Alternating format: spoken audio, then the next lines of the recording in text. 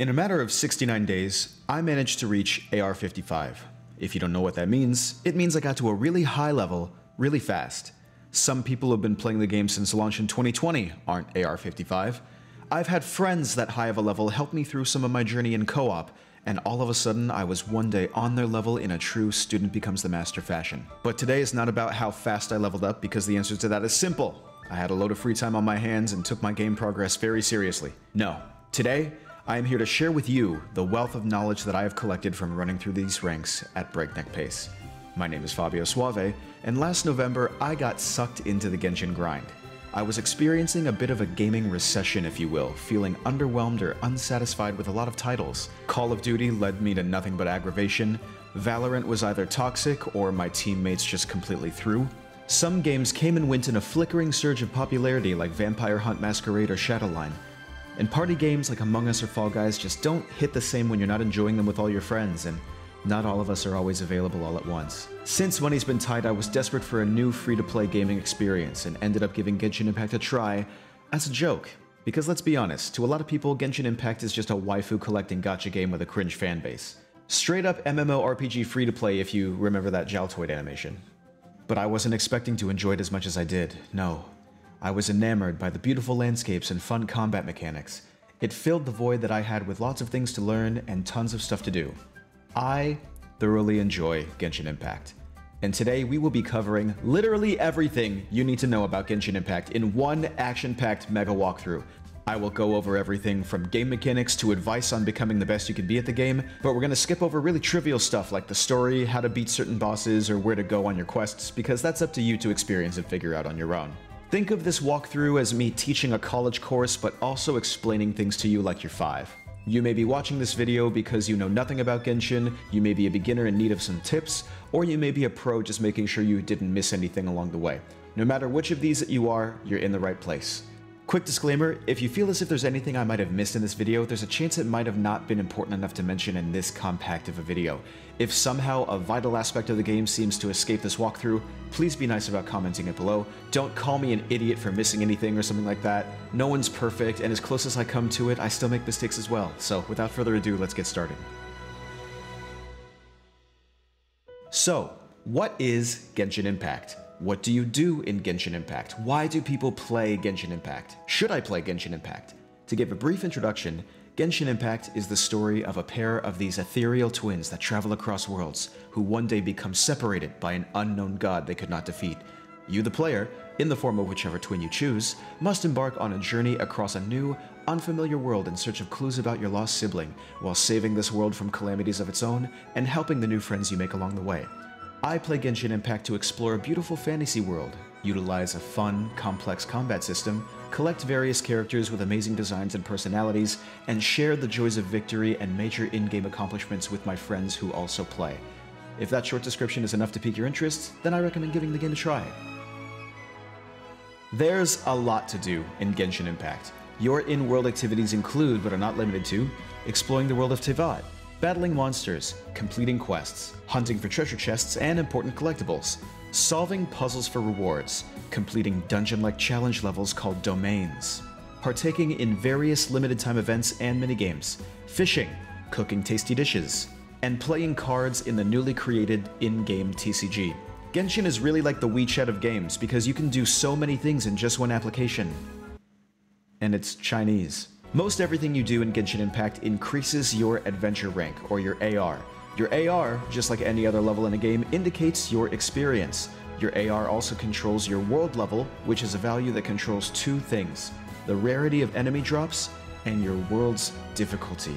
The higher the world level, the stronger the enemies and the challenges in your world, but the more rewarding the spoils will be. But if things get tough, don't fret. You can always lower your world level to whatever you think is best. I want to get this section out of the way really quickly because there's a lot of currencies and they're all important, so I just want to make this as simple as possible to make sure you know what each one is before we proceed, so I don't mention one of them and you're like, what the heck is that? There are 3 main currencies, I would say: Mora, Resin, and Primogems. Mora is basically your gold. This is the main currency you use for all your overworld transactions. You use Mora with in-game merchants and also use it to pay fees for upgrading things like characters or weapons. Resin is a currency that refills over time at the rate of 1 resin per 8 minutes. You can hold a max of 160 resin at once. This means it's possible for all of your resin to replenish in about 21.5 hours if you work your way up from 0. Resin is used as payment to accept various rewards and item drops in things like domains, which as mentioned before are like dungeons you have to clear under special circumstances. Because resin refills with time, and the most common use of resin can cost you anywhere between 20 to 40 resin apiece, it's a very precious resource. Resin being limited to 160 max and replenishing once every 8 minutes is what paces the game, preventing you from building your characters to max level as soon as possible. If you are low on resin but still want to collect rewards that cost resin, you can use an item called Fragile Resin, which will immediately grant you 60 resin. Fragile resin is often given as a reward for a lot of things, so you'll collect a lot of it but still use it wisely and sparingly. An important thing to remember about this game is you can achieve anything with enough patience. Lots of these currencies are only in place to appease your immediate satisfaction. There's also another resin replenishment item called Transient Resin. It basically does the same thing as Fragile Resin. You use it once and it gives you 60 resin, but Transient Resin is a temporary item that only exists in your inventory for a limited time. It's basically like vacation time at work. Towards the end of the year, you use it or lose it. As for Primogems, these are the most important currency in the game and are earned in basically all that you do, from leveling your adventure rank to completing quests to opening any of the thousands of chests that are scattered across the world. The main function of Primogems is to convert into these things called intertwined fates, which are used to wish on character banners. This is something we will cover in great detail later, so don't worry about what that means just yet. It takes 160 Primogems to make one intertwined fate. Now, this next item isn't necessarily a currency, but I'm including it here because it's important and it's something that you turn in for rewards. They are called oculi, and you can find them scattered across the whole world as you explore the land of Tevat. Oculi are different in appearance depending on which region you are in. At this current point in time, there are 4 regions available to explore: Mondstadt, Liya, Inazuma, and Sumeru. Oculi in each region have different names and appearances, and the amount you have collected from each area is counted separately. They can be turned in for rewards ranging from Adventure XP to Primogems and more. Lastly, the paid currency that takes IRL money is called Genesis Crystals. Genesis Crystals can be used to purchase things like alternate costumes for various characters, as well as bundles of various level up material. Crystals can also be used to make wishes, as the value of 1 crystal is equal to 1 Primogem. Whenever you purchase one of the crystal packages for the first time, you receive a bonus of double the amount of crystals that you were buying. But you only receive this bonus from buying it once, so be wary. It will essentially never be worth the same amount of money to buy one of these packages again, because from that purchase on, you will always be getting less every time. It would be best to not spend any money on this game to begin with. As I said before, a lot of these currencies are only in place to appease your immediate satisfaction. Everything can be accomplished with enough patience. Lots of people have fantastic free-to-play accounts that look amazing without ever putting in $1 to it. You can be one of those people too. Just stay strong. The only thing I would actually recommend purchasing for people serious about the game is the Blessings of the Welkin Moon, which is only $5, and we will cover what that is in a different section later. This section is about everything you need to get around in the game. Alright, you look around with your mouse, WASD to move, buttons 1 through 4 is to switch your characters. You left click to attack, and you right click to dash or dodge. You can also hold left shift to sprint. Middle click is your elemental sight. This is like Assassin's Creed Eagle Vision. It allows you to see the aura of objects, enemies, and your environment around you. This is often used as part of missions to help you discover secrets, but overall, not that important. F is your interact key. This is how you talk to people, pick things up, investigate spots, etc. J is for objectives. This key can take you to your objectives menu. There are different kinds of quests for you to do, and they are divided as follows. There are Archon quests, which are the main story quests. These are the quests that progress you through the plot of the game. Not to be confused with story quests, or as I like to call them, character quests to avoid confusion. Archon quests is your main story. Story quests is not the story. Story quests, aka character quests, are basically filler arc side missions that focus on certain characters. These quests are divided into 2 different kinds. There are story quests, and there are hangouts. Story quests focus on 5-star characters and are no different than a regular mission you'd normally complete. but Hangouts focus on 4-star characters and are formatted differently. They are side missions with dialogue choices and multiple endings, similar to that of a visual novel or a dating sim. It's actually kind of cool. You can see here the only kinds of commissions I have available right now are Hangout events, because they require these things called commission keys to unlock. And how do I get commission keys, you ask?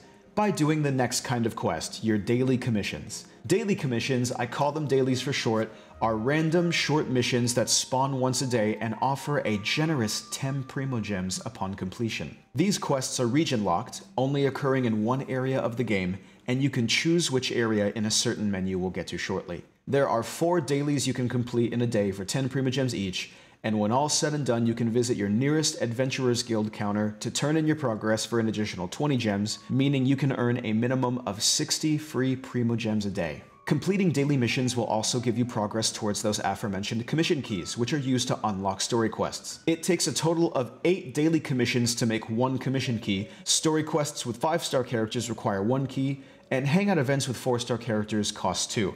And last is world quests. You can think of these as side quests. There's lots of them all over the map, giving you plenty to do and plenty Primogems to earn. The V key allows you to track your objectives. This shows you how to reach your current active mission. If this button ever does nothing for you, it's because you don't have a quest active at the moment, and therefore need to hit J to open your objectives and select a quest to navigate to. C is for characters. This menu shows you all the characters you have, as well as their weapons, artifacts, and more.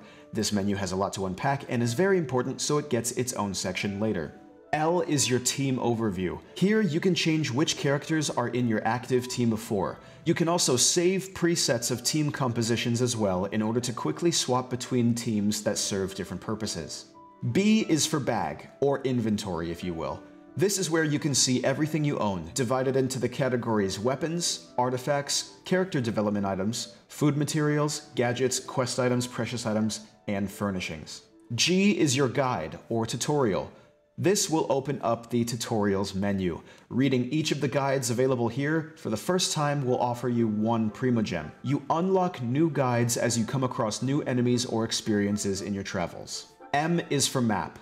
This allows you to see the world of Tevat on paper and fast travel to points you've already visited.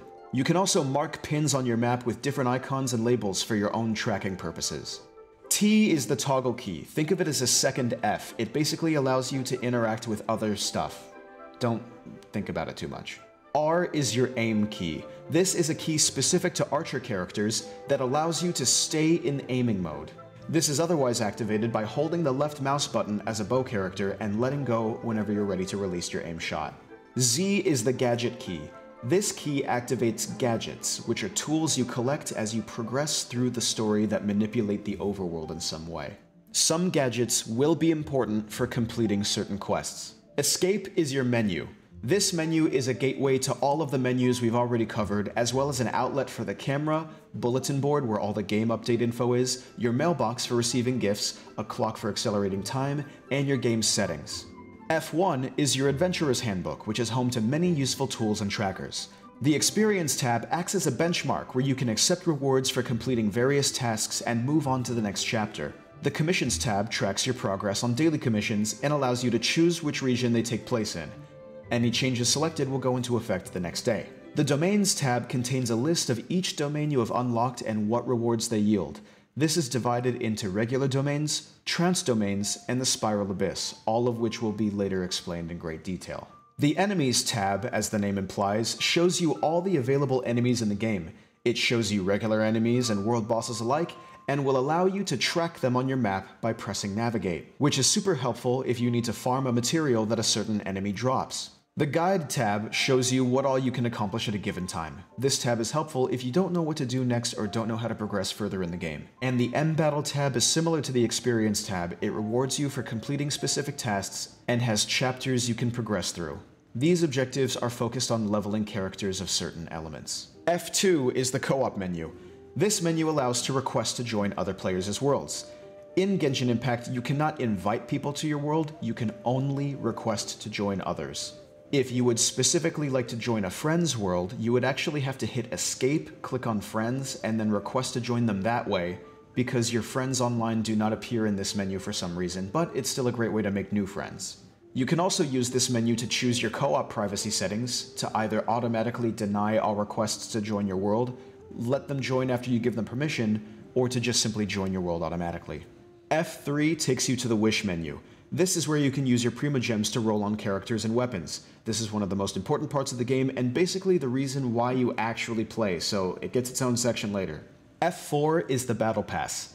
This menu shows you how far along you are in the Battle Pass, as well as what all activities you can accomplish to earn Battle Pass points. It refreshes once every version update, so it lasts about 40 to 45 days. The Battle Pass has a free and a paid tier, the latter only being unlocked after you spend $10. The rewards on the paid version are vastly better than the free one, but it's entirely up to you if the unlocks you gain are worth it.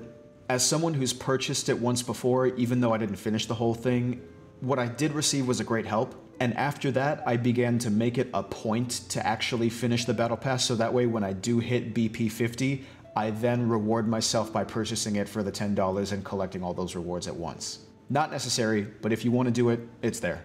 F5 takes you to the event menu. This page shows you all the limited time events you can participate in. These are always changing and giving you new ways to earn Primogems, which is especially helpful for late game players like myself that don't have many other ways to earn Primogems in the game anymore. The events are super fun and always worth doing. The last event we just had was called the Exquisite Night Chimes, which was like an in-game Lunar New Year's festival that brought in a ton of fun mini-games and gave us a lot of gems. We even actually got a free 4-star character out of it. And the one before that was a cool hide-and-seek game mode called Wind Trace. That was awesome. Most all of these menus can be accessed by holding tab to pull up a menu wheel, or by holding Alt to change your mouse movement from character direction to cursor control, which will then let you click on any of the icons on screen. As of the making of this video, there are a total of 7 elements: Pyro, Hydro, Animo, Electro, Cryo, Geo, and the newest being Dendro. For simplicity's sake, you will often hear me refer to them as Fire, Water, Wind, Lightning or Thunder, Ice, Earth, and Plant. Don't get confused if I interchange the names of these elements, they all mean the same thing. Each character has an elemental alignment. When these characters attack with an element, the element is applied to the enemy. When an enemy is afflicted by 2 or more elements, you can cause what's known as an elemental reaction, or reaction for short. Reactions not only deal additional amounts of damage, but also inflict certain effects and statuses to the enemy. For example, if you use a water character's attack to apply Hydro to an enemy, you can then switch to a different character in your team and use an ice attack to apply Cryo in order to cause the frozen reaction. This will freeze the enemy solid and will completely stop them in their tracks for a few seconds. This reaction can even be triggered without a water character in your team if it happens to be raining in the overworld during your battle. All of the reactions and their effects are as follows. Frozen, we've already covered. Water plus ice, it turns the enemy into a popsicle. It doesn't do any damage, but it freezes the enemy solid, which prevents them from attacking you, which is still beneficial, but the frozen status can actually be erased if you use another element on the target like fire, or hit them with a heavy weapon like a claymore. Water and Thunder causes Electrocharged, which does continuous hits of electro damage until it fades, and also jolts nearby enemies that are also afflicted with water, making it great against multiple close-range enemies. Electrocharged can also affect bodies of water, shocking anyone in it, including you, with electro damage until it subsides. Fire and Thunder creates Overloaded, which causes a large AoE explosion that knocks back the enemy. This is good for damaging multiple enemies clustered together, but after the reaction occurs, they will not be clustered anymore, so keep that in mind if your combos rely on being in close proximity to each other because you might blast them away. Thunder and Ice equals Superconduct, which deals AoE cryo damage to nearby enemies, and also decreases the target's resistance to physical damage, meaning your normal attacks will be more effective after this reaction occurs. Fire and Water causes Vaporize, which does not do damage itself, but amplifies the damage of whichever hit triggers the reaction. It just makes it bigger. If the enemy was already affected by fire and you hit them with water, that water attack would do double the damage. But if water came first and you cause the vaporize reaction with fire, it actually only does 1.5 times damage, but for more than just that singular hit. Think of it as not taking away quote-unquote all of the energy it reacts with. Whenever you do that fire hit that causes the vaporize, there's still a little bit of water left on the enemy, so you could possibly cause vaporize again. I hope that makes sense. Fire and Ice causes Melt, which has the same effect as Vaporize. It amplifies the damage of whichever hit triggers the reaction. If the target is already afflicted with fire, reacting it with ice will do 2 times the damage. If it's the other way around, it'll do 1.5 times damage, but the effect will last for just a little longer, allowing for more hits to trigger Melt. You can mix most elements with wind to create Swirl, which causes AoE damage of whichever element you combine with wind. Swirl can only occur when the wind is the element applied that triggers the reaction, meaning in order to work, the wind attack has to come second. You can cause Swirl by mixing wind with fire, water, ice, or lightning. You cannot create Swirl with Geo or Dendro. You can also mix many elements with Earth to create Crystallize, which creates a colored gemstone on the battlefield that you can pick up to receive an elemental shield that's resistant to the element you caused the reaction with. For example, if you caused Crystallize with Earth and Fire, it'll drop a red gem on the ground which will give you a red shield and increase your resistance to fire damage for a limited time. These only work if you actually pick up the gemstone created, and you cannot crystallize with Anemo or Dendro. You can only crystallize with fire, water, ice, or lightning, same as Swirl. Mixing Dendro with fire causes Burning, which deals continuous pyro damage until it subsides.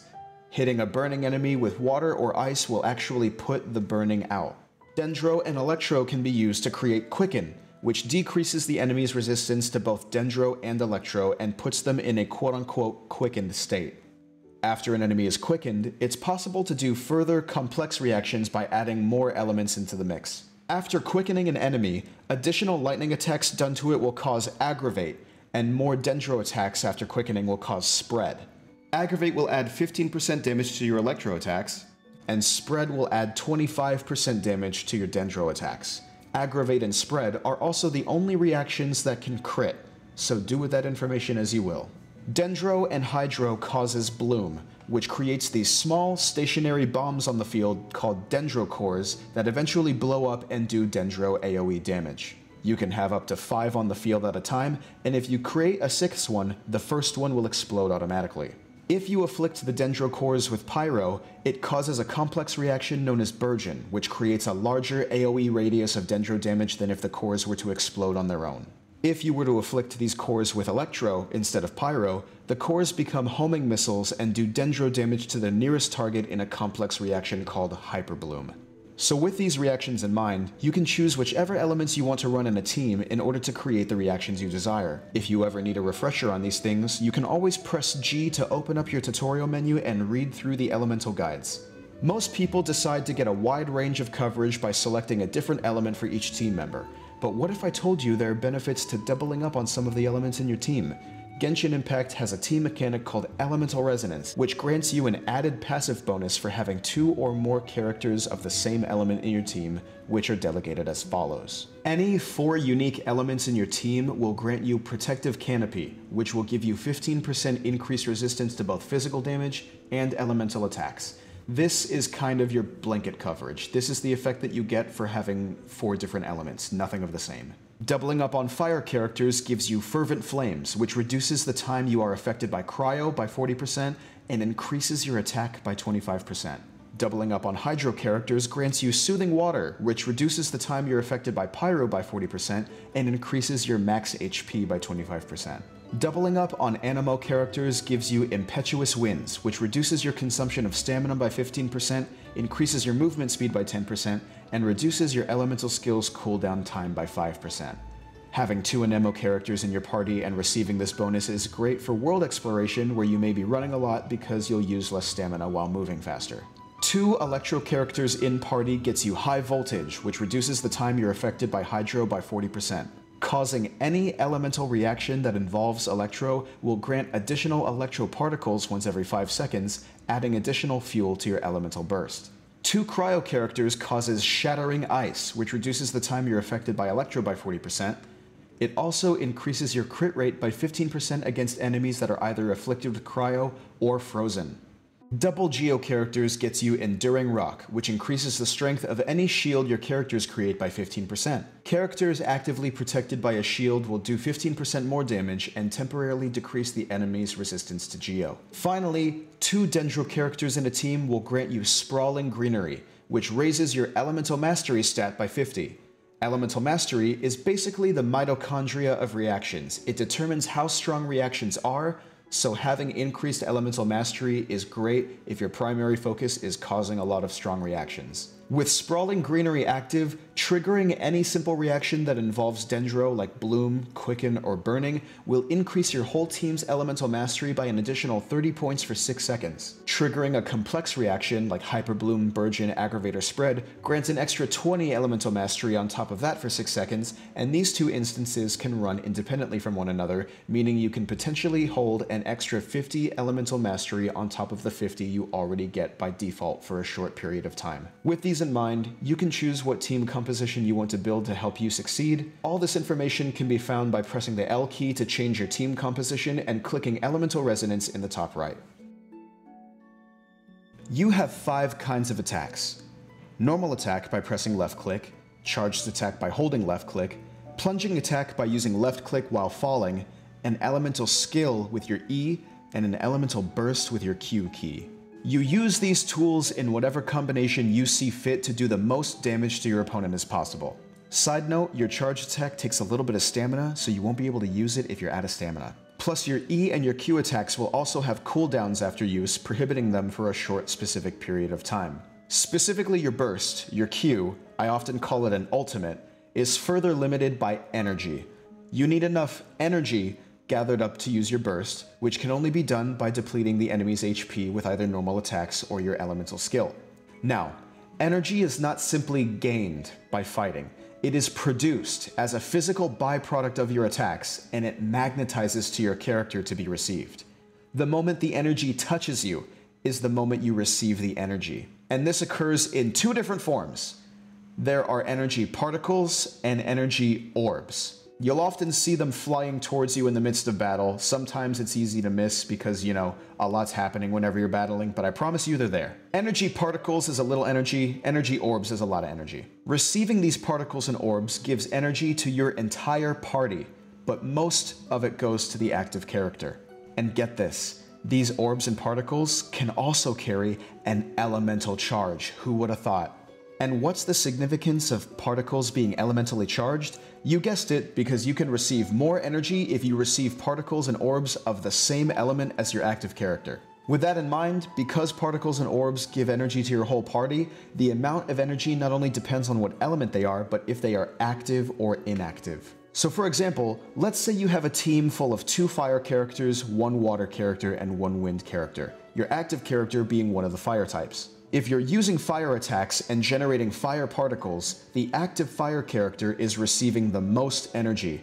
The inactive fire character gets the second most, because they may not be the one on field doing the attacks, but they're also fire, which is the same element as the particles being produced, meaning they get more. The water and the wind characters would get the least, but they would still get some. And when you're attacking the opponent, it is also possible for a player to switch characters before the energy particles reach you in order to give that specific character more energy. And that's everything you need to know about the creation of energy. Now it's time for the application of energy. As stated before, the purpose of energy is to fuel your character's burst, or their ultimate attack. Each character's burst has a different energy cost, represented by a numeric value found in the Skill Attributes tab of your character's talents. At this moment in time, all characters' bursts cost anywhere between 40 to 90 energy. We have yet to meet a character that has a 100 energy burst cost. When that day comes, I can only hope that they will be an absolute nuke. So obviously, the higher the energy cost, the more energy needed to activate your burst. What does this mean for you, and how should you play these characters? It means characters with higher energy cost should be active more in battle so they receive the most particles. A character with a burst that costs 80 or so should be switched to more frequently so they're not just sitting there waiting for all the passive energy to come from the on-field character generating it.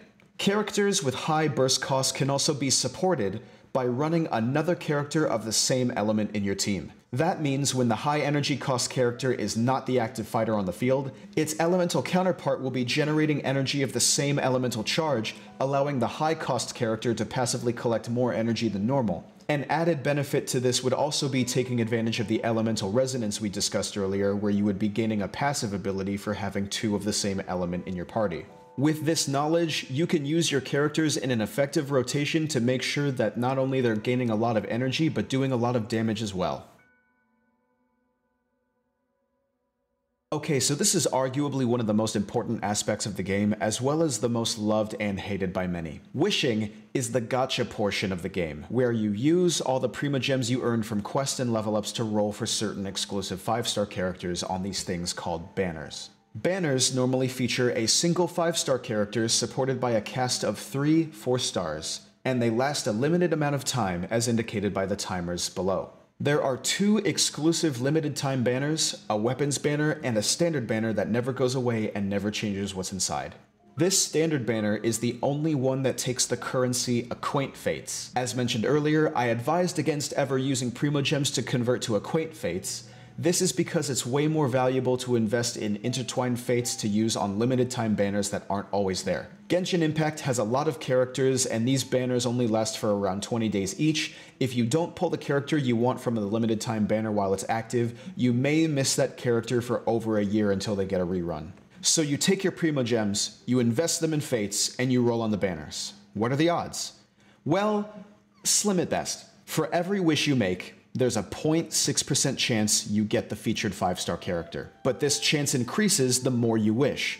There's a system in place that ensures you pull the character you want with a catch, and it is referred to by the player base as the pity system.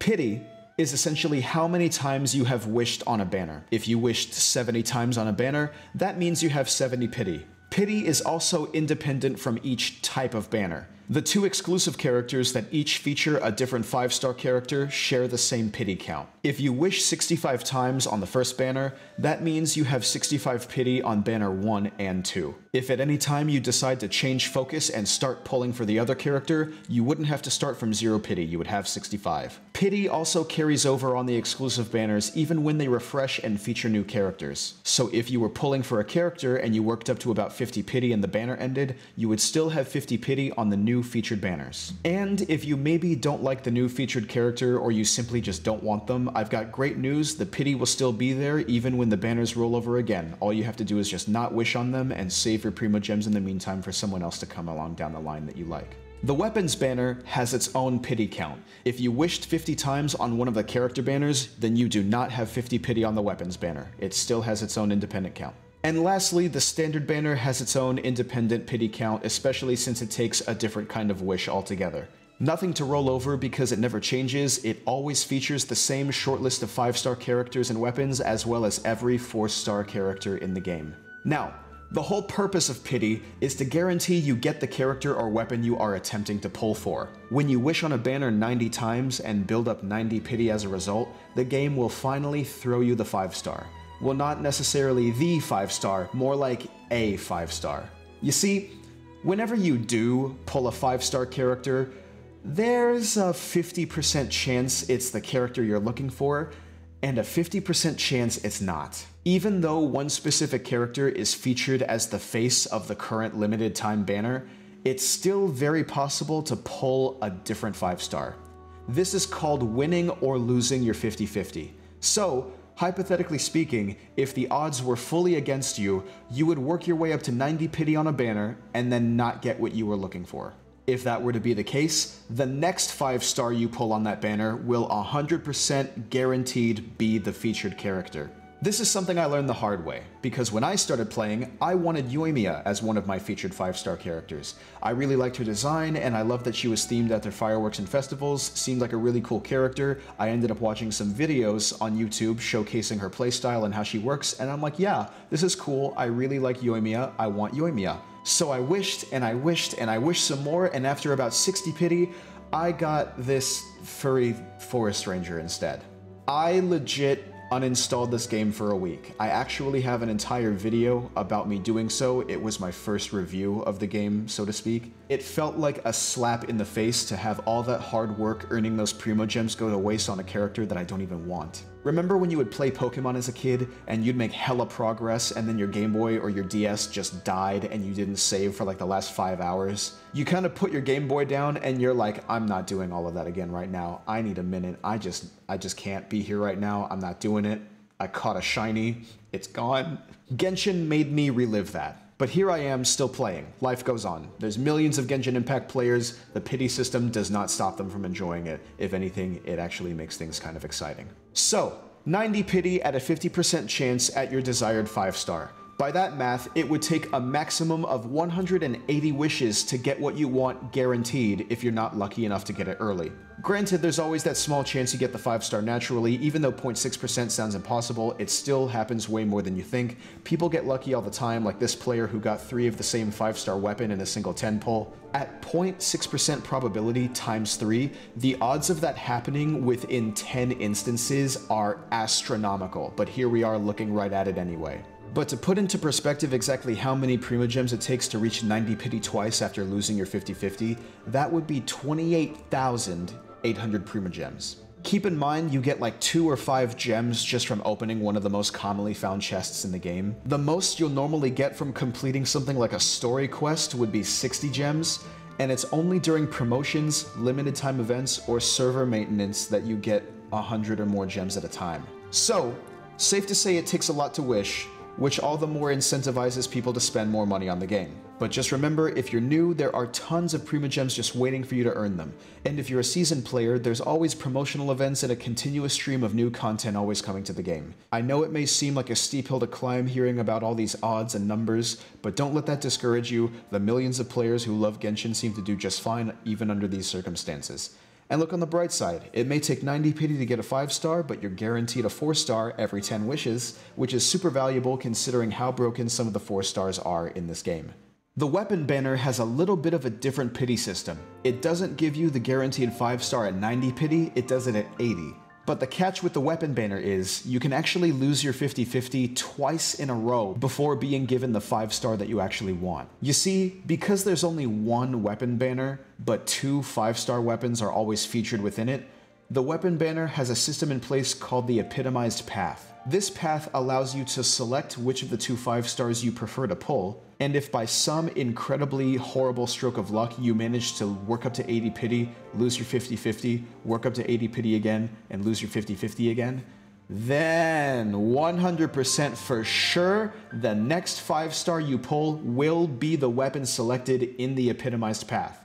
Hope it doesn't take 80 pity the third time around. Whenever you wish on banners, you get 3 kinds of items: a wide assortment of negligible 3-star weapons, the occasional 4-star character or weapon every 10 pulls, and the illustrious 5-star character or weapon guaranteed at 90 or 80 pulls. When you receive these items, they come with some added bonuses that are used as different currencies for a different kind of shop. These currencies are called Masterless Stardust and Masterless Star Glitter. Masterless Stardust, or Stardust for short, is generated with every 3-star item you pull, amounting to 15 Stardust each. This Stardust can be used in a shop menu found in the lower left of the banner screen under the Paimon's Bargain section. Here you can get things like a limited amount of Intertwined and Acquaint Fates for the month, which is always recommended to take advantage of, even the Acquaint Fates, as well as things like character level up materials or even more Mora. Masterless Star Glitter is acquired by pulling duplicates of 4 and 5 stars,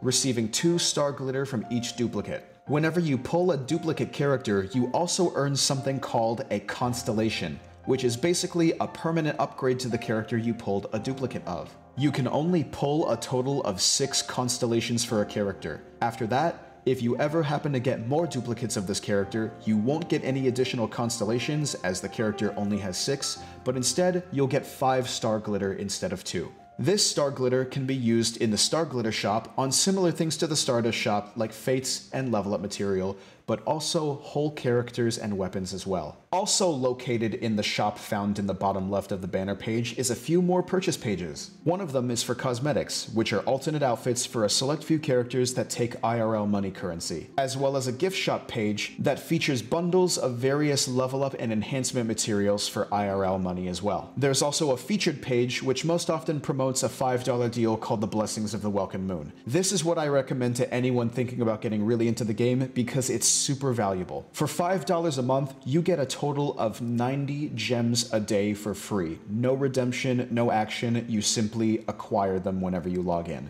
This totals 2,700 Primogems a month. It's not a subscription, it doesn't charge you automatically, you purchase it on your own accord whenever you want to. This is a substantial supplement to your account, and basically guarantees you get enough Primogems for about 16 wishes a month, which helps. It also gives you 300 Genesis crystals up front, which is equivalent to 300 gems, so it's really a total of 3,000 for $5, which isn't even as much as you would get from the $30 Genesis crystal package, and only a couple hundred less than the $50 package. And then there's the top-up shop where you buy said crystals. Just don't look at it. If you're really set on spending money on this game, whatever tier package of crystals you buy, make sure you only invest in it once because it will never be worth the same amount of crystals again. You get double the amount of crystals for each first purchase of a different crystal package, but only that one time. If you were to buy the $100 package for the first time, it'll give you enough crystals for 81 wishes because it doubles itself, which is almost enough wishes for a full pity guarantee. You could essentially pull a character for $100.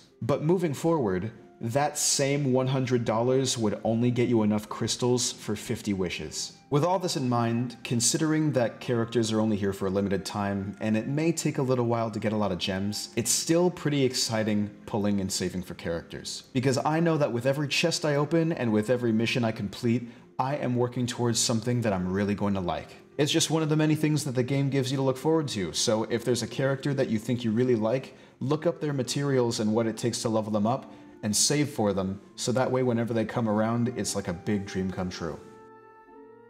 We touched on this menu earlier, but it's time to dive into everything you can find here and what it's useful for. The character menu allows you to view all of the characters on your account, observe their stats, level them up, and change their weapons and artifacts. Under attributes, you can see your character's basic stats, with more information on them found under details. If all these numbers look big and scary and nonsensical to you, don't worry, this will go away slowly with time.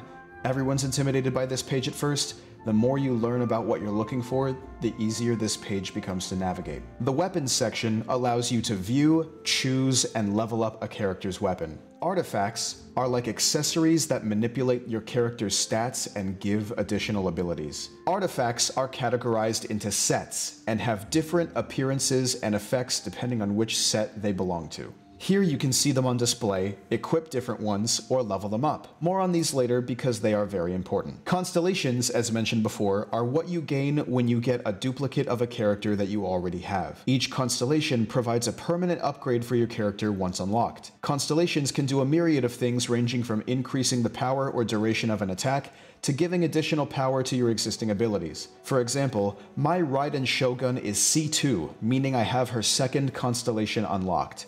This allows me to ignore a whopping 60% of my enemy's defense when I trigger my burst, or my ultimate ability. This is a constellation that makes Raiden at C2 about as good as many other characters at C6. Your Traveler, aka the main character that you named at the beginning, they work a little bit differently with constellations. Yes, they do have constellations that grant permanent upgrades, but because your Traveler has the ability to change their element, they have a constellation set for each available element, and each segment of each constellation can be unlocked by progressing through the story or working towards the completion of an area, like turning in all of the oculi for a single region. Talents are basically your character's abilities. These are what you use to attack for the most part. The top one is your normal attack. This is what happens when you just plain old left click. The second one is your elemental skill, which is your E attack. And your third talent is your elemental burst, which is that big ultimate attack that costs energy. The following three are passive abilities. These are things you cannot upgrade, but they're always in effect. But here in the talents menu, you can also click on each talent to learn more about them and read up on what it is exactly that they all do, as well as level them up. And the profile tab is purely for character enrichment. It's full of details about each character. You can read lore excerpts on each character or trigger voice lines that occur in certain situations. Time to backtrack to this page. For simplicity's sake, I'm going to assume you know what HP, attack, and defense means. Elemental Mastery, we talked about it a little bit a while ago, is a value that dictates how strong your reactions are. Vaporize, Hyperbloom, all that stuff we went over earlier, this is the value that controls how much damage all of those do. The reaction damage is based on the elemental mastery of the character that is causing the reaction. Again, whichever character is triggering the reaction, that is the elemental mastery that's taken into consideration. Your max stamina is how much stamina you have. It's used for sprinting, swimming, charged attacks, etc. All of your characters have the same amount of stamina unless affected by some kind of buff. You can earn more stamina by turning in the oculi for Mondstadt and Liya. Finding those oculi and upgrading those statues of 7 is crucial for getting more stamina. You're going to want more stamina as you go along. You should consider it almost mandatory at some point to fully collect each oculi for both of those areas. Up next are arguably two of the most important stats: crit rate and crit damage. Crit rate controls how frequently you perform a critical hit, and crit damage controls how strong that critical hit is. Unless you are building a full support character, these stats will always be your most valuable. Healing bonus is how much health a character with the ability to heal gives out to themselves or to the team. Incoming healing bonus shows how much additional healing a character distributes or receives from active buffs or artifacts. Energy recharge controls how fast your character gets their burst back. Remember those little energy particles we talked about that you produce whenever you're attacking an enemy and depleting their HP? The higher your energy recharge, the more energy you get back from those little particles. Each character's burst has a varying cooldown time, so it's crucial to have just enough ER to get your burst back during the cooldown duration so you're not wasting resources. If you have a ton of ER and you get your burst back within seconds of using it and are still waiting on the cooldown, you could afford to sacrifice some ER for more valuable stats like attack, crit rate, or crit damage. Cooldown reduction and shield strength are kind of similar to healing bonus and incoming healing bonus. You'll only ever see value by these stats if you have a character that utilizes them. Cooldown reduction represents how quickly your skills and burst diminish under buffs. Shield strength shows how much damage your shield can withstand if you run a character that produces a shield. Then there's elemental damage and resistances. This part is kind of self-explanatory. It's all about how much extra damage of a certain element or physical damage you're doing and how much resistance you have to each element itself. If you're running a team comp with 4 different elements, you'll receive the 15% resistance bonus to each element like we talked about earlier in the elemental resonance section. This section will be a step-by-step process on how to build a character from the moment you wish on them to level 90.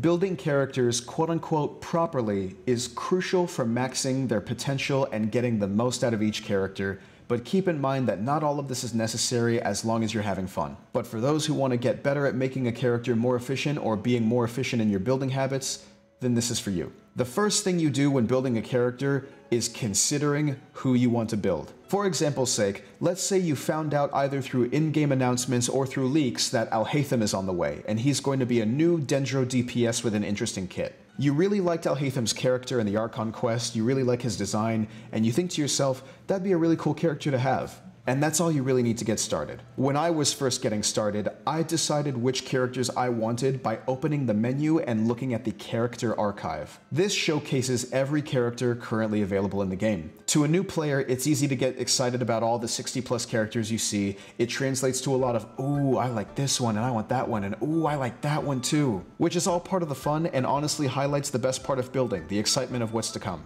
Now that you've chosen some characters of interest, it's time to research.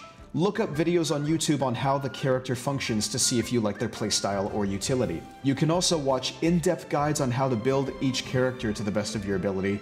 My personal favorite Genshin creator goes by the name of Ziox on YouTube. His character build guides are super informative, and I find myself referencing them several times anytime I need a reminder of what a character's certain mechanic is, or what artifact set they need, or whatever else works best with them. Of course, research isn't necessary. You can always invest in whichever character you choose. If you decide that you like a character enough to build them off of looks or design alone, that's valid as well. The good thing about this game is that you really can't go wrong when it comes to building a team or having a good team composition. Any well-built character will be of great effect. Now that we've looked up the characters we like and have locked in a goal of pulling and building a certain character, it's time to prep for their arrival. Use the Genshin Impact fandom wiki to look up the character you're interested in and check out what all materials they require so you can start collecting them. The Genshin Impact wiki will tell you what materials and exactly how many materials you need to get any specific character to level 90. Each character requires 4 different materials: gems, an enemy drop, a boss drop, and an overworld collectible. Even though the materials themselves differ from character to character, the quantities will always be the same. Each character always requires 168 of an overworld collectible, like Windwheel Asters or Joyen Chilies, 46 of a boss drop, like Hurricane Seeds from the Anemo Hypostasis, 18 of a common enemy drop, 30 of its next level uncommon drop, and 36 of its rare item drop. This is something that becomes really easy to manage with crafting. If you have lots of the common enemy drop, but you need the uncommon or the rare enemy drops, you can just craft 3 commons into an uncommon and 3 uncommons into a rare. The ratio for crafting one item into another is always 3 to 1. And to finalize leveling your character to 90, you'll also need various tiers of specific gems. You'll be needing 1 sliver, 9 fragments, 9 chunks, and 6 gemstone of any corresponding element. Oh, and Mora. It takes 420,000 Mora in fees to level a character from 0 to 90, not including whatever you may need to spend on conversions or crafting materials to turn in. So you've collected all the materials for your desired character and their banner is finally here. You wish for them and you win your 50-50 with low pity. Congratulations! You use all your resources to skyrocket them to level 90 and they're almost ready for a dedicated spot in your team. Just a few more things need to be taken care of before their full potential is reached. Your character can't fight without a weapon. What weapon is best for your character? The short answer to this question is literally just let Xiox tell you. For every character build video he does, he always gives a very helpful list of which weapons are best from either a free-to-play or big spender perspective. For example, the best weapon I could possibly equip to my Alhaitham is the Light of Foliar Incision Sword because of its high crit damage and additional effects. But because I'm all out of Primogems and I can't afford to pull for it, I've taken Xiox's advice to substitute it with this sword that was given out as part of a free event. Keep in mind, one does not simply equip a weapon and leave it at that. Weapons need to be leveled up too, and they take materials as well. Weapons level up similarly to characters. They require drops from 2 different enemies. For example, the Light of Foliar Incision needs red bandanas from the Eremites, and these shells from the Consecrated Beasts. They also require a 3rd item that are specific to weapons called Weapon Ascension Material, which are found in domains on certain days of the week and cost resin to receive as a reward. Also, kind of like characters' constellations, you can combine duplicate weapons to make them permanently stronger in a process called refinement. Every weapon starts at refinement level 1, also known as R1. A weapon can be refined a total of 4 times to make it refinement level 5 or R5. Refinement does not increase the power of the weapon itself, but the effect the weapon gives the character. For example, this 3-star Cool Steel Blade does 12% extra damage to enemies affected by Hydro or Cryo at R1. But with each refinement, that 12% turns into 15, 18, 21, and eventually 24% damage at R5. Keep in mind, a lot of weapons still work well at R1. Do not feel like you're missing out by not having 5 copies of the same weapon. It's doable to refine a lot of 3-star weapons and even some 4-stars that you craft or get from wishing, but refining 5-star weapons can be difficult due to the odds that it takes to pull them. If you manage to get a 5-star weapon for a character, you can pretty much just call it good once you get it level 90. Okay, so you got the character and the best possible weapon to suit your needs. Now what? Well, now you need artifacts. This to me is one of the grindiest parts of the game, even more so than running around for hours hunting dozens of the same kind of enemy for multiples of drops. Because these drops are random. You see, artifacts are given as a reward for completing domains, which as mentioned before, are dungeon-like levels that often have certain gimmicks or special rule sets attached to them. Domains require 20 resin to obtain the rewards, or 40 resin if you used what's called condensed resin. Condensed resin is an item you can create at the crafting bench, which is the same place we mentioned earlier that allows you to upgrade item drops that you get from enemies in order to level up your characters. And what condensed resin does is essentially double the rewards that you get from doing a domain. Crafting condensed resin is useful for saving time and getting better drops, because even though you're creating an item that costs 40 resin to do a domain that only takes 20 resin, you are receiving double the rewards, which is basically doing it twice at once. Artifacts, unlike weapon ascension materials, are available any day of the week.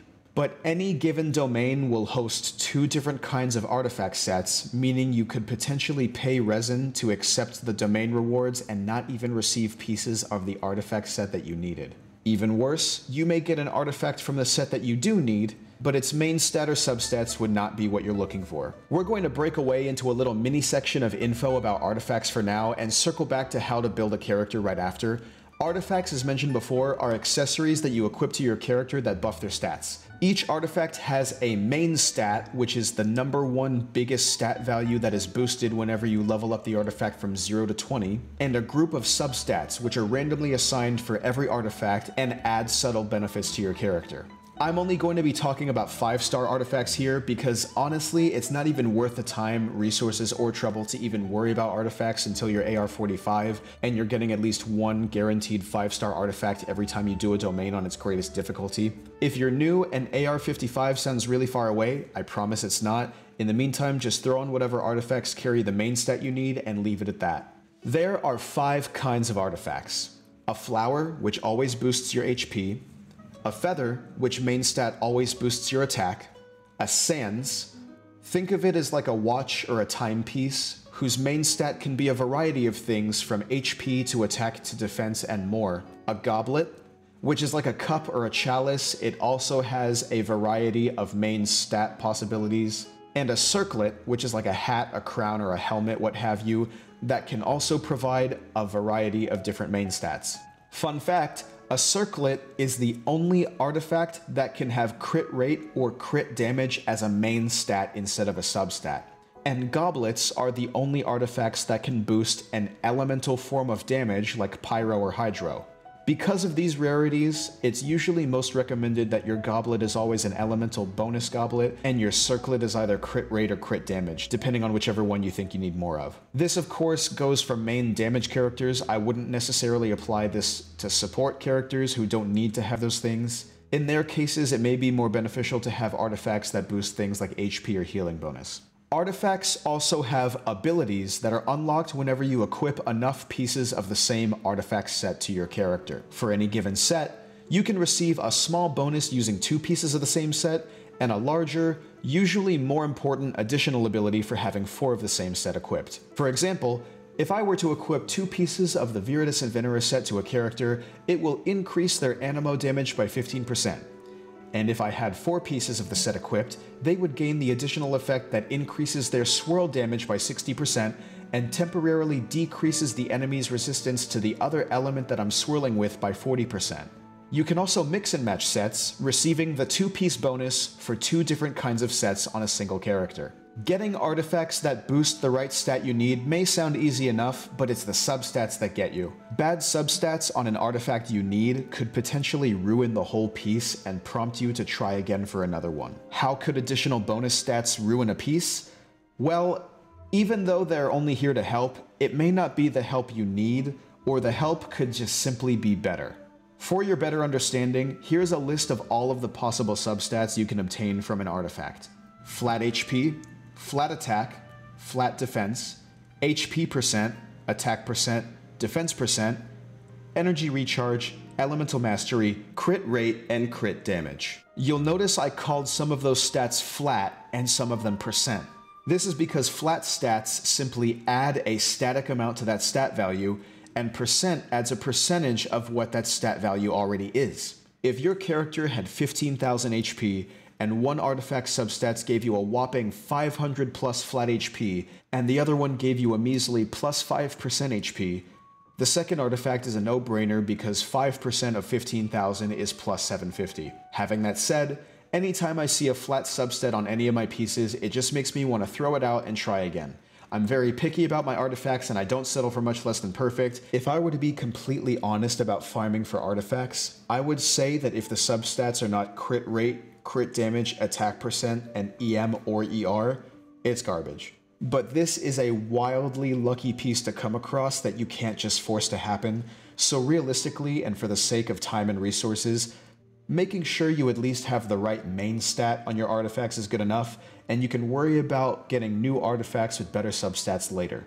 Whenever I have nothing else to build, I will most definitely use resin to farm better artifacts for all of my most used characters. Whenever you level up an artifact, the main stat continuously increases level by level, but the substats only increase at certain intervals and only one of them gets boosted at a time.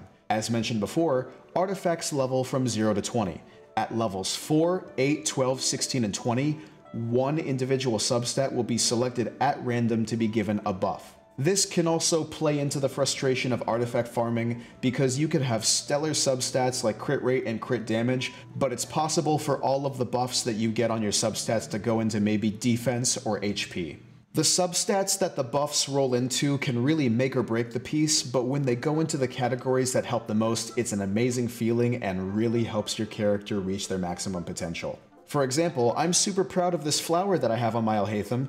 Even though a couple of the substats aren't as helpful for him like HP percent and flat attack, it just so happened by chance that the only stats that were buffed were crit rate and crit damage, putting me in a very good position. Or this feather on my Raiden Shogun that only rolled into defense once. It's not the end of the world, even though I absolutely despise seeing it happen, it's still a good feather. When you first receive an artifact from a domain, you may notice it only has 3 substats at level 0 instead of 4. When the substats get buffed, an artifact that only has 3 substats doesn't receive the first buff at level 4, instead the 4th substat is picked at random and assigned to the artifact. This means that throughout the rest of leveling that piece up to level 20, you are essentially missing one of the buffs to one of your substats because instead of getting that first boost, you actually gained the 4th substat. So try to make sure you prioritize investing in pieces that come with 4 substats at level 0. But then again, like many other things in this game, it's not the end of the world if it doesn't work out that way. If anything, artifacts that only come with 3 substats at level 0 have a lot of potential depending on what those first 3 substats are. All it would take is getting that piece to level 4 to see if the 4th substat that pops up is one that benefits the piece or not. So take some time to consider how many resources you want to put into farming artifacts versus what you're willing to settle for, because characters don't have to be perfect for you to play them and you can improve on them at any time. If at any time you receive subpar artifacts that aren't worth keeping to you, you can utilize the Artifact Strongbox located at any crafting bench. The Strongbox allows you to take 3 of your 5-star artifacts that you don't want and convert them into a single 5-star artifact of a set that you get to choose. This process really helped me get good artifacts that I needed for my Jean, because her most recommended set is Viridescent Venerer, and that is one of the sets that's available in the Strongbox. This saves you a lot of resin by giving you an outlet for new artifacts using the ones you've already used resin to obtain in the first place. Kinda like a second chance. Keep in mind, the Strongbox is not home to all of the artifact sets. There are still some artifact sets you can only get from doing the domains themselves, but it can still be really useful for recycling artifacts into good off pieces, which would be that one set that's not included in the 4-piece that you need to gain a bonus for whatever set you're using. Now that you know everything about artifacts, you can utilize this knowledge to build your characters properly. It's important to pair your characters with an artifact set that best suits them in their playstyle to get the most out of each character.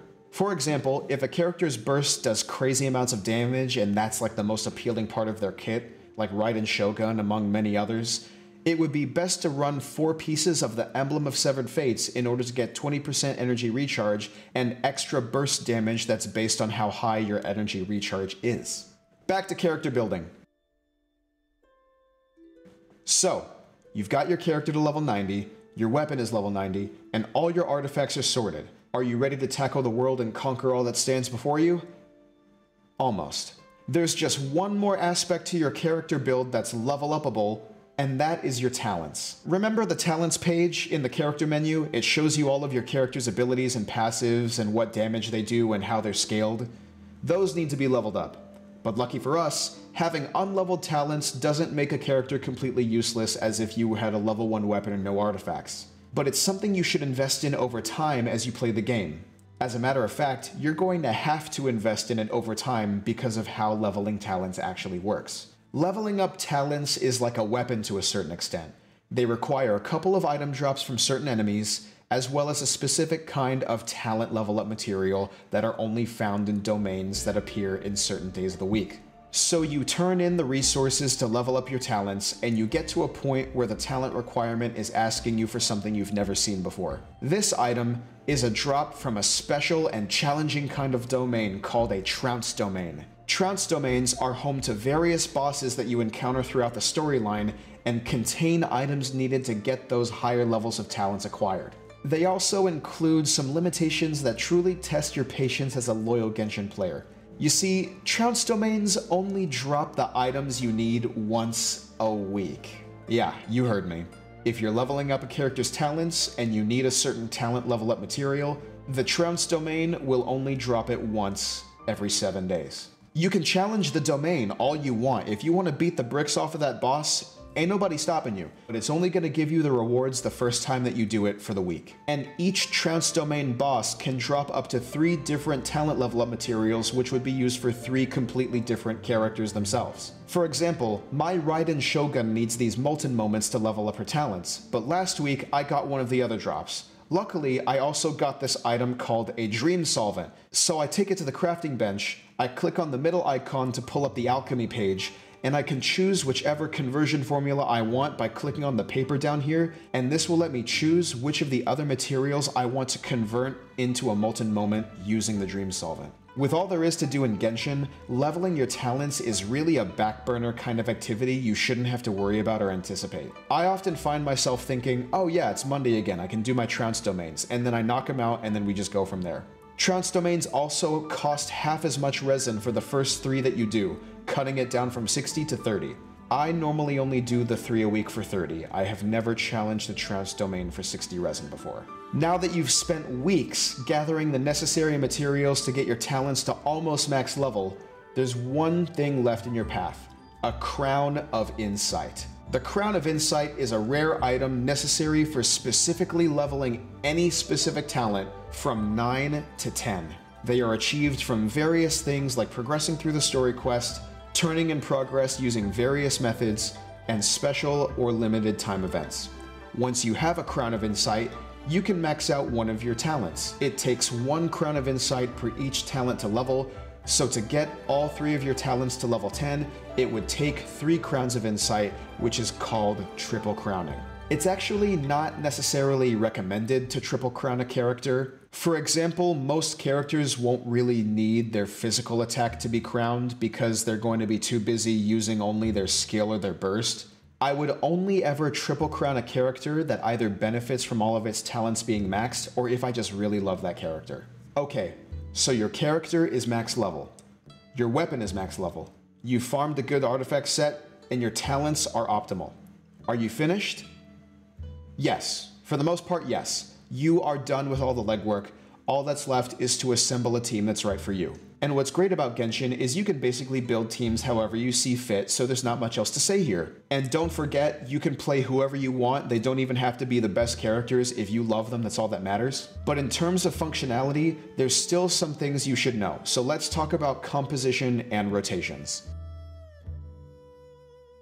Your composition, or team comp, can comprise of many different roles. Unofficially, there's what's known as a DPS, which stands for damage per second. It's a class of character that does a lot of damage fast.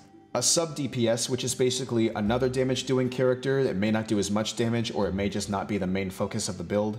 They're usually there to provide a different element for reactions with the rest of your team while still dealing a bit of damage on their own. A support character whose main role is not necessarily to do damage, but to help your main DPS do damage. Supports can bring a different element to the table for more reactions, or they can be the same element as your DPS, which facilitates an environment for them to gain more particles, not to mention the elemental resonance passive bonus. If you orient your entire team to best suit the performance of a single on-field DPS, this is what's known as a hyper carry. And then there's healers and shielders, self-explanatory. The best part about team comps is you don't always need one of each. You can mix and match to best fit your needs or to do whatever you want. My team right now basically has 2 main DPSs, a sub-DPS, and a support healer. And this is just because these are all the characters I have. Like, I'm working with the best that I have, and as soon as more characters come along that I want, I'll pull them and integrate them into my team, and we'll get a little bit better and better each time. And that's your composition.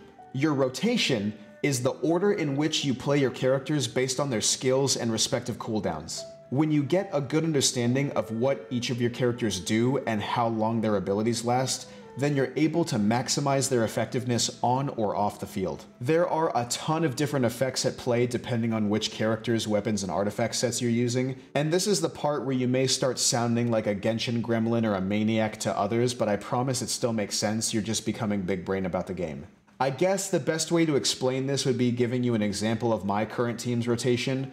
Keep in mind, this isn't the best, most recommended team. It's only a collection of the best characters that I have, and I still managed to make it work, which is probably the situation that you're going to find yourself in as an average player. We're all just doing our best and making the best work with us, so yeah. I mean, don't judge my team is what I'm trying to say. Okay, so this is how I start my rotation. First, I start with Raiden Shogun's skill. It summons an eye above my team's head that does an instance of electro damage once every second while I'm attacking. This is good for frequent elemental application that is crucial for creating reactions. It has a cooldown of 10 seconds, but a duration of 25, which is huge. Very long-lasting skill, applying electro for a long time. Now that Raiden's skill is active, I switch to Jean and I use her skill to create the swirl reaction. Two things happen when I do this. One, Jean's weapon, the Amenema Kageuchi, activates its effect, which creates a seed because I used my skill. This seed will last 30 seconds and I can have a total of 3 at once. Whenever I use Jean's burst, I will automatically gain 12 energy back for every seed that I have. This is good because since Jean's burst is a higher cost of 80, I can get up to 36 energy back if I had used my skill 3 times within 30 seconds. Which, of course, is very feasible because Jean's skill only has a cooldown of 6 seconds. This leaves me plenty of time to use my skill and then switch to someone else to do more damage and then switch back to Jean again and use it 6 seconds later. You get the point. But this is not the most important thing that happens whenever I use Jean's skill. That's just her own personal effect that takes place because of the specific sword that she's holding. On a bigger scale, the second byproduct of the swirl reaction is Jean's 4-piece Viridescent Venera set. Because I am swirling Anemo with Electro, I am decreasing the opponent's elemental resistance to Electro by 40% for 10 seconds. Now the enemies will be more susceptible to more Electro damage from Raiden's skill, which again, does a hit of Electro damage once per second, as long as I'm attacking. Next, I switch to Kamisato Ayato and activate his skill, which allows him to do rapid-fire Hydro AoE attacks for the next 6 seconds. This will mix with Raiden's continuous Electro application and cause the Electro Charge reaction to occur. After this, I switch to Alhaitham and I do some Dendro damage. Alhaitham's skill creates these light mirrors that convert any of my normal attacks into Dendro damage, and that damage is multiplied depending on how many mirrors he has active. Alhaitham can carry up to 3 mirrors, which last 4 seconds consecutively. Whenever Alhaitham uses his skill with 0 mirrors, it generates 2. Hitting the enemy with these mirrors equipped will cause Quicken, Aggravate, and Spread because we're mixing Alhaitham's Dendro damage with Raiden's Electro skill that's still active from the start of the rotation. Since we've effectively used all 4 characters, you could call that one rotation, but this was just merely set up for the real damage. So let's just say I'm happy with the damage I've done thus far and I'm ready to use my bursts. This is what I do. I use Raiden's skill again to refresh the cooldown and maximize Electro presence on field. Then switch to Jean again to swirl that Electro and get that extra seed from the sword, drop the enemy's Electro resistance by 40%. This is where the fun begins. Going back to Raiden's skill, there's something else that it does that I left out until now. It doesn't just do continuous Electro damage, it also creates this ring around my team that fills with latent energy whenever you use someone's burst in the form of chakra. The amount of chakra collected is based on the energy cost for your burst. The higher the burst cost, the more chakra gets filled in the ring. Basically, the name of the game is to use everyone else's bursts before Raiden's in order to fill the ring with so much chakra, because whenever Raiden does use her burst, she gets a huge damage increase based on how much chakra was in the ring. So, I use my Jean burst. It does AoE Anemo damage and continuously heals the team while I'm standing in it. Ayato burst makes it rain. It creates a large perimeter where everything inside is continuously hit by Hydro damage. This burst has an 18-second duration and a 20-second cooldown, which is really efficient and helps me apply continuous Hydro to enemies while Raiden's skill is doing Electro damage in the background, creating that Electro Charge reaction. Then Alhaitham's burst. He creates a light field with his mirrors that does Dendro damage to everything inside of it, and since we're using his burst fresh off of a switch from another character, he's not going to have any mirrors, which means using the burst will actually generate 3 mirrors. It's the maximum amount of mirrors that he can hold. It's during this point in time that we are going to be able to do a lot of Dendro damage that's going to be reacting with both the water and the lightning from Ayato's Rain Field and Raiden's Shocking Eye. Because Alhaitham has 3 mirrors, he's going to be doing 3 times the damage. So in a flurry of numerous attacks, we're going to be creating multiple instances of Bloom, Hyper Bloom, Aggravate, quicken, spread. And because Alhaitham best scales with high investments of elemental mastery, all of these reactions will be doing a lot of damage. But now that the ring is full of all this chakra, there's only one burst left to use, and it's Raiden's. The star finally arrives for the finale. By this time, the Ayato rain field is probably gone, which is actually a good thing because whenever we switch to Jean, we don't want to accidentally swirl Hydro with an Nemo instead of Electro, because that would drop the resistance and increase the damage of all water attacks. We need to do that for Electro. So, we use Raiden's skill one more time, refresh that cooldown, keep doing passive instances of electro damage once per second, switch to Jean to swirl Electro, switch back to Raiden, and boom! She uses all the chakra stored in that ring to summon a heavenly sword and unleash a powerful singular hit of electro damage scaled at 721% because I have her burst crowned to level 10. After this massive blow to the opponent, if the fight is not already over, Raiden will continue to attack with her normal attacks being converted into electro damage. And because these hits are made with the sword that she summoned instead of her normal polearm weapon, they are counted as burst damage, which is being actively increased by Raiden's 4-piece artifact set, Emblem of Severed Fates. It increases burst damage by 25% of whatever value my ER is. This is further supplemented by the 2-piece set of Emblem of Severed Fates, which raises my ER by 20% anyway. Because I have an ER Sans on Raiden, as well as her best-in-slot weapon that also scales ER, I have a ridiculous amount of ER. Like, actually too much. Because I have Engulfing Lightning, I could afford to switch to an attack Sans and still have plenty of ER left over to still get my burst back on cooldown. Because another fun thing about what Raiden's burst does is whenever I'm attacking during those 5 seconds that it's active, I am gaining plus 30% energy back for my whole team. Which means all my other characters are gonna have their bursts back before their cooldown times are over, meaning we'll be ready for another devastating rotation of bursts. And that is an in-depth overview of my rotations.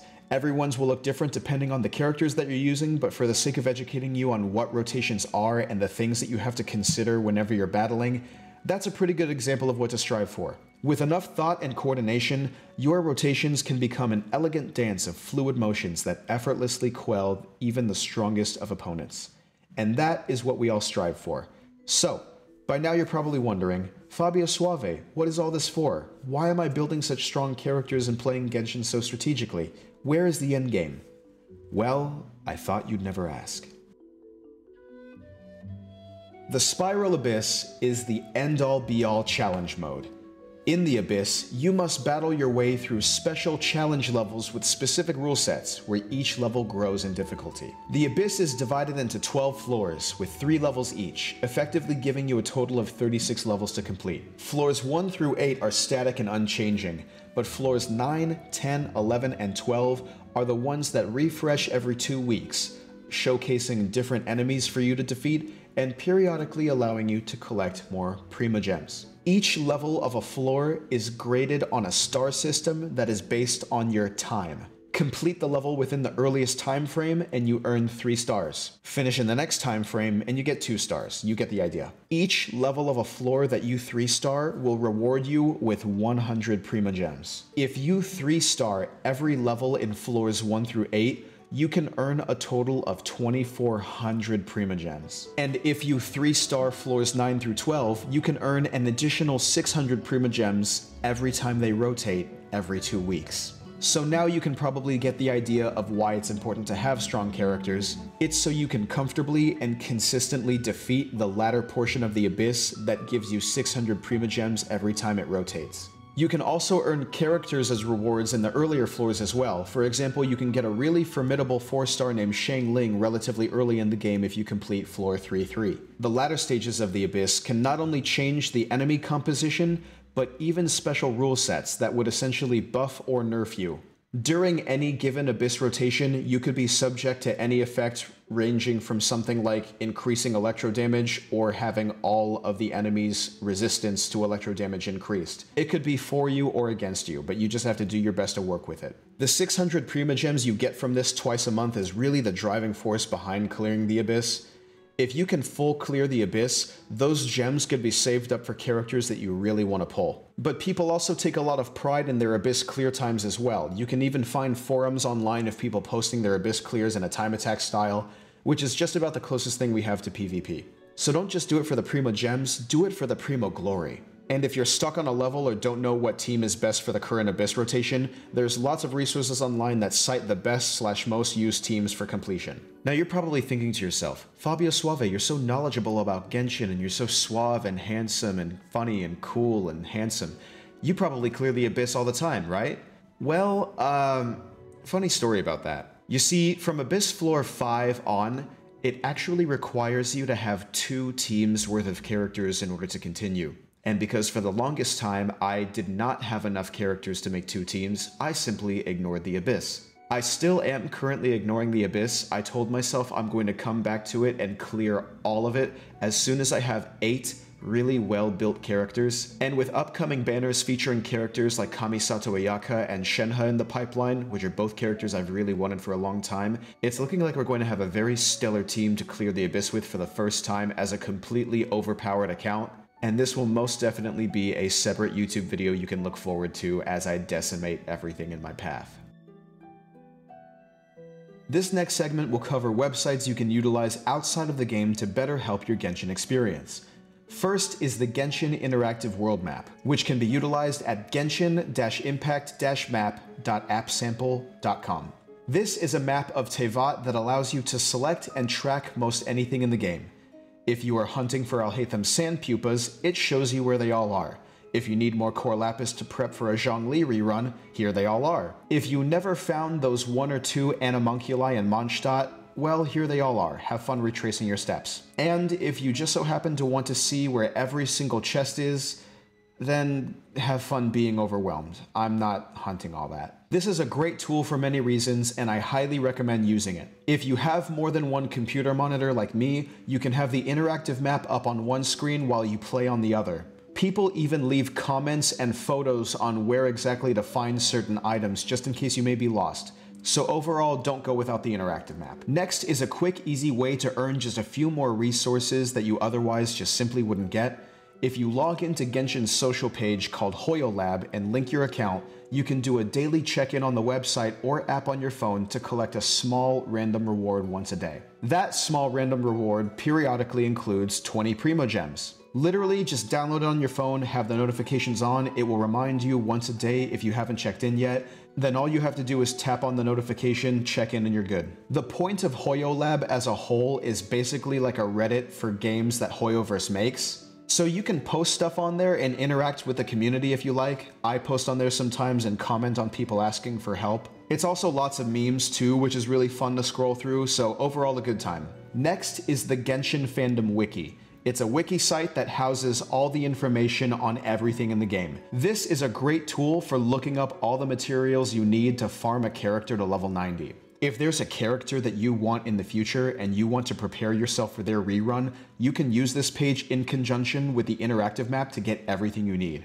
It's also great for walking you through quests that you may be stuck on or don't know where to find, or even explaining more complex aspects of the game. Lastly, I would like to suggest that all of you get into the habit of watching Xiox on YouTube for all of your build advice. He's a popular Genshin YouTuber and streamer who does great in-depth videos on how to build every character that comes out, even doing update vids when they get rerun banners. He goes over everything from what a character does, to which talents are most important, artifact sets, stats, weapons, constellations, etc., and team comps that they're good in. I often find myself revisiting portions of Xiox videos for info rather than Googling and reading build tips because listening to him explain everything is super helpful for me. And he's very free-to-play friendly as well. He gives a ton of different playstyle options based on what resources are available to you. He's not going to tell you that you need the best 5-star character at C6 with their R5 weapon to succeed. He's devised multiple plans of action for you to utilize as you see fit. Before we continue to the last section of the video where I give you all the home-cooked tips and tricks I've utilized to have a successful account, I just want to say this is easily the hardest I have ever worked on a YouTube video. In the last week, I have studied Genshin harder than I think I did for my SATs. This script is over 25 pages long on Microsoft Word, And as I'm recording these lines, we're pushing the 3-hour mark of me literally just reading what I wrote. What's messed up is that this is actually the easiest part of the process because now I have to farm all the footage of me doing whatever I'm saying and then cut it together and add all kinds of visuals to assist my dialogue, stuff like that. All in all, if you found this video helpful or enjoyable, I'd really appreciate it if you followed me on Twitch. I don't have a Patreon or anything like that. I don't have any kind of exclusive members-only content to offer. So if you wanted to thank me for making this video or just show your support in general, you can always feel free to subscribe to me on Twitch as well. My Twitch channel is something that I've worked really hard on for the past couple years, and thankfully I've been seeing an uptrend in my performance on the platform recently. I haven't missed a day of streaming since Thanksgiving, so if you like consistent entertainment, then I'm your guy. One thing I love about the few consistent viewers that I have right now is that they believe in me to really make something of myself on Twitch. So if you want to see what they're talking about, then feel free to stop by while I'm live and enjoy the show. I've got a lot of big ideas and aspirations for myself and my Twitch channel, and your support would be critical in helping them come true. I even have a family of mutual streamers that I love to pieces and would do anything to see them succeed as well, so please feel free to check them all out too. But yeah, thank you for your time, and without further ado, here are all the tips and tricks I've compiled for you. Only use your Primogems on Intertwined Fates. Do not use them on Acquaint Fates, and do not refill your resin with gems. Moving on. This game has a lot of dialogue, and I mean a lot of dialogue. If you're anything like myself and you don't care too much for the lore or the story and you just want to get to playing sometimes, the best way to spam through dialogue is by spamming left click while alternating with F and spacebar. Both F and spacebar accelerate the chat, so spamming those two in combination with clicking will help you get through the dialogue the fastest. Play co-op as much as you can with friends that are higher levels than you. As soon as you reach Adventure Rank 16, anyone as high as AR 60 can join your world and literally one-shot everything in your path while you get all the credit for it. To best maximize your time and progress, be sure to knock out all of your Archon quests by yourself and any other mission or task that cannot be completed in co-op. That way, whenever you do spend that precious time with a beat stick in your lobby, they can help you fly through eligible world quests. You can ensure which quests are doable or not by entering co-op mode on your own and checking on your objectives to see which ones are ineligible.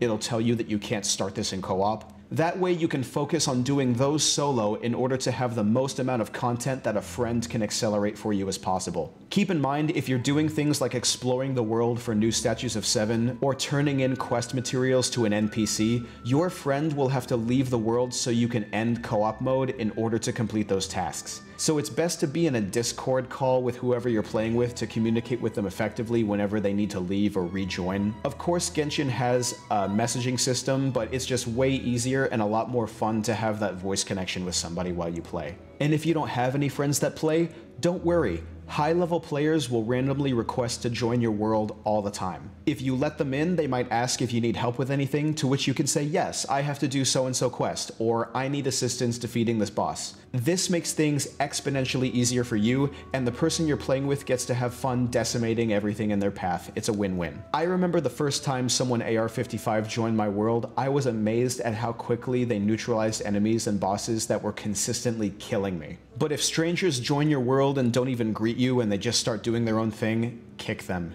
It's improper Genshin etiquette and they're probably just stealing your material, which could be stuff that you also need to farm. If someone joins your world asking if they can fish, it's up to you to say yes or no. I usually say no because if you're only fishing and you're not playing with me, you're taking up 2 of my character slots just to not help me or be of assistance. But if you don't care or if you're not doing anything important at that time, you could be helping someone who's trying to get the catch, which is a really good polearm that requires a lot of specific fish to be given to a merchant. Chances are, as you play, you're probably going to take interest in one of the popular characters that uses a polearm.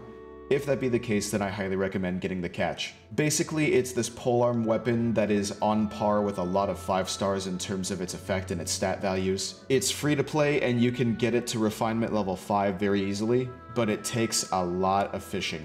You need a certain number of certain kinds of fish in order to unlock the catch and its refinements. And this is the part where you may find yourself joining random people's worlds asking if you can fish so you can hit all of their fishing spots for the fish that you need. May seem tedious, but as somebody that has it, highly recommend. I would make sure to mark on your map all of the fishing spots that contain the specific species of fish that you actually need to pull the catch. Do you need to fast travel to a quest or an objective that is all the way across the map?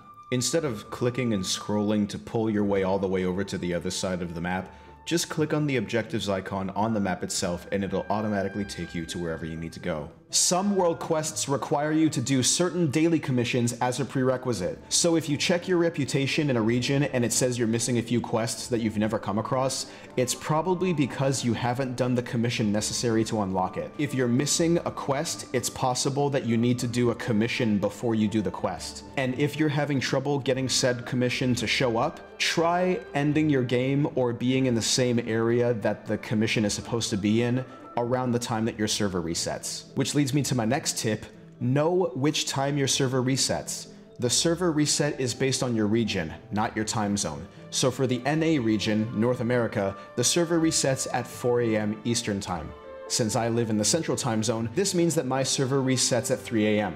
Whenever the server resets, it means you get new daily commissions, all of the enemies that you defeated come back, your Blessings of the Welkin Moon payout comes through, common collectibles respawn, domain rewards change, and officially it's considered to be quote-unquote the next day. If I need to farm a domain that's only available on Wednesday, and for me at my local time it's 2 AM in Wednesday, it's not going to be considered quote-unquote Wednesday until the server resets for me at 3 AM at my local time. Knowing when your servers reset is crucial to knowing how much time you have to do certain things in-game. Some overworld collectibles do not respawn at the server reset, but instead respawn 48 hours later. These items are called local specialties, and they include anything from Windwheel Asters found in Mondstadt to Sakura Blooms found in Inazuma. The moment you pick them, they will respawn 48 hours later, not at the server reset time. Make sure you're using the parametric transformer once a week. It's a gadget you obtain from completing a certain quest that you get at AR31 that allows you to take items in your inventory and transmutate them into more useful items.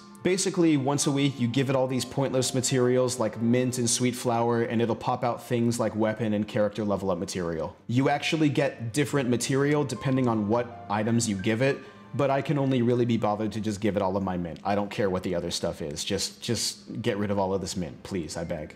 If you are leveling characters and want to save on your resources, you can actually break the threshold of the character getting from level 80 to 90 and then not fully level them up to 90.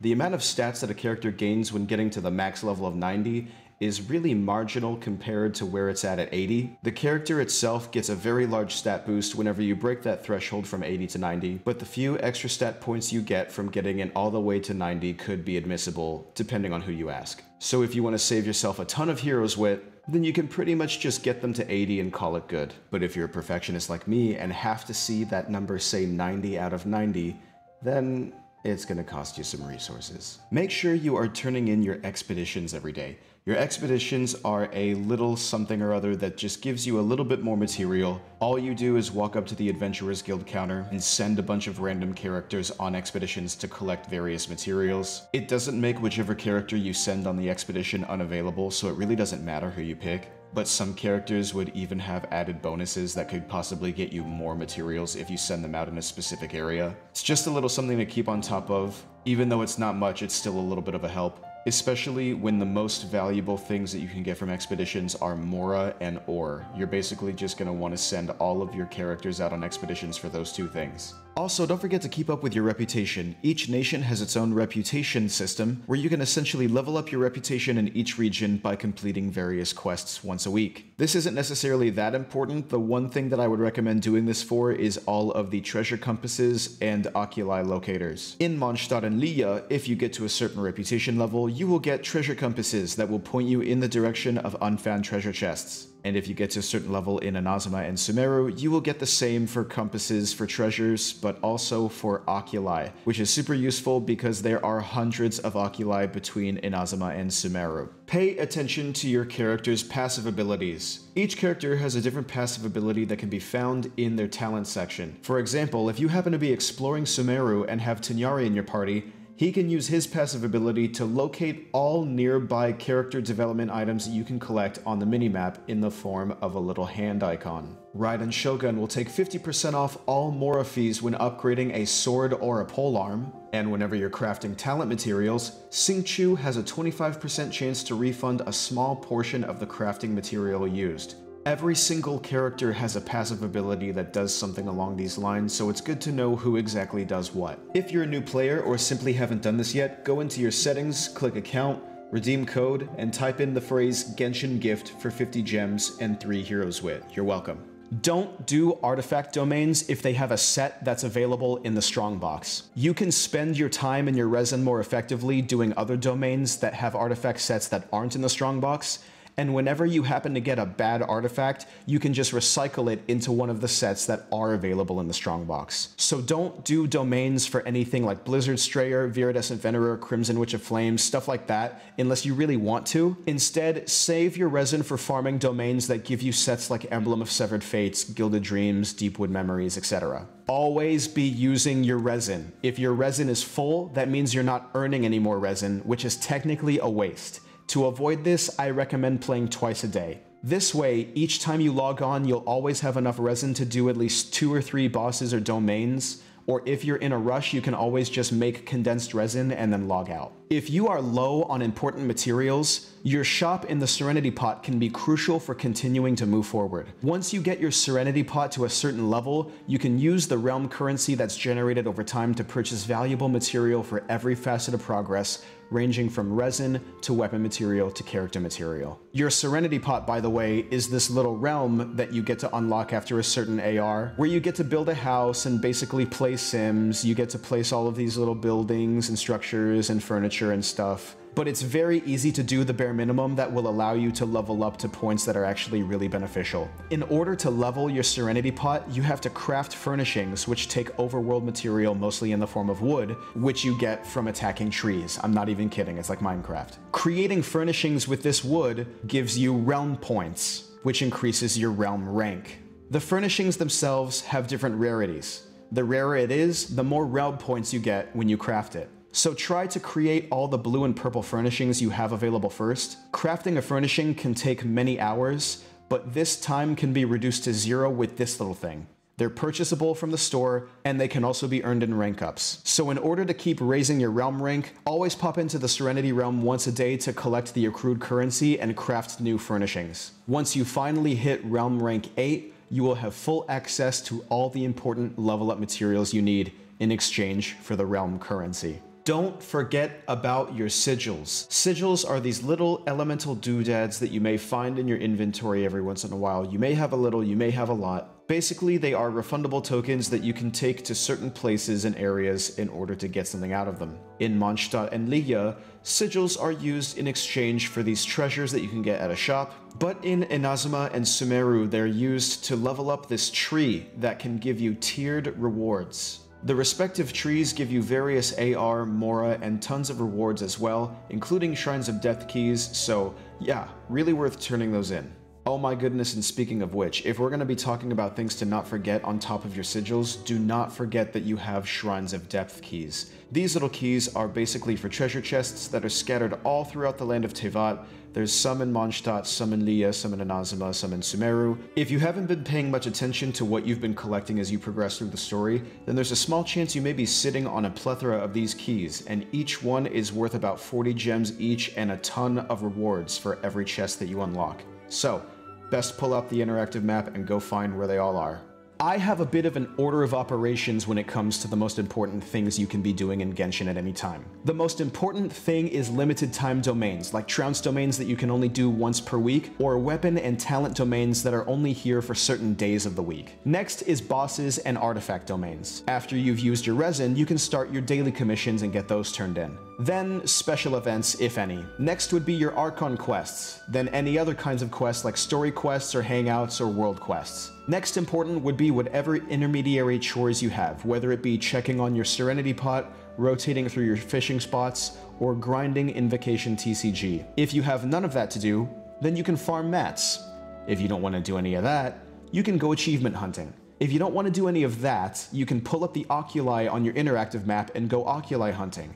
If you don't want to do any of that, you can go hunting for chests using either the compass or the interactive map. And if you really don't want to do any of that, you can either join a player's lower level world and help them out, or close the game. Build a national team. The national team is the nickname for a collection of the most useful 4 stars in the game, being Shangling, Xingqiu, Bennett, and interchangeably Beidou or Sucrose. These characters are busted when they're built correctly, and they are super free-to-play friendly since their constellations are way easier to obtain as 4 stars. So if you're looking to build a solid team to take into the second half of the Abyss, look no further. Okay, so this next one may be a little bit convoluted, but I urge you to bear with me here. So, let's say you're collecting level up materials for a character and you've run all out of the material that you need for the day. It's going to take 48 hours for them to all respawn so you can keep farming. If you had another capable device laying around the house, whether it be another computer or an iPad, you could technically start a second Genshin Impact account and work your way to a point in the story where you have all of the areas unlocked, so that way, whenever you do need more material, you could just go to your own alternate accounts world and just continue farming there. Sounds like a lot of work to go through the whole story twice just for a few extra materials, but I'll let you decide how good of an idea that sounds whenever you're waiting 48 hours for all of your materials to spawn back when you want that character to be level 90 now. Be on the lookout for web browser events. These could be minigames or cinematics that would give you free Primogems for completing. Some may require you to come back to them once a day until they're complete, but it's still basically free Primogems for only a few clicks. The game will do its best to frequently update and notify you whenever such a thing is available. Just remember to do it every day. I said it earlier, but just to reiterate, download the HoYoLab app on your phone and turn on the notifications. It will remind you once a day when to check into the app and will grant you a small reward upon doing so. These rewards occasionally include Primogems, which is pretty worth the 10 seconds a day it takes to just log in and collect it. Follow Genshin Impact on Twitch and make sure that those notifications are on, because occasionally they do these really special broadcasts that showcase everything that's coming up in the next version update. And if you watch carefully and you catch it at just the right time, you'll be able to see a total of 3 redeemable codes that are scattered throughout the program, each worth 100 Primogems. You can also find these codes reposted by many people on HoYoLab, but you have to act fast because the codes are only valid for the same day as the broadcast. And that just about does it for all the tips and tricks that I can give you off the top of my head. Having that said, it's time to bring this video to a close. Thank you so much for watching this video. I really appreciate it if you got all the way to this point. Please give this video a like, don't forget to subscribe, make sure you comment down below something that you may have learned in this video. Anything to help this video gain some traction on people's home pages. Because with the quantity of information given here, I really would like to reach all Genshin players possible. So if you could help me reach them, sharing this video as well would also be great.